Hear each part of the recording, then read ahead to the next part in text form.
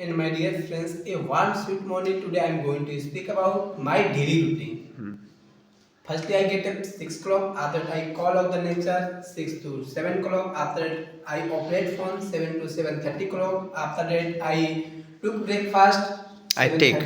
I take breakfast 7:30 to 8 o'clock. After that, I go to a spoken class 8 to 11 o'clock. After that, I return at home 11 to 11:30 o'clock. After that, I operate phone 11:30 to 12 o'clock. After that, I take rest 12 to 1 o'clock. After that, I take lunch 1 to 1:30 o'clock. After that, I rest 1:30 to 2 o'clock. After that, I go to computer class 2 to 5 o'clock. After that, I return at home 5 to 5:30 o'clock. After that, I enjoy with family 5:30 to 7 o'clock. After that, I go to markets with friend 7 to 9 o'clock. After that, I return at home 9 to 30 o'clock. After that, I take dinner 9:30 to 10 o'clock. After that, I operate phone 10 to 11 o'clock. After that, I sleep. Thank you so much.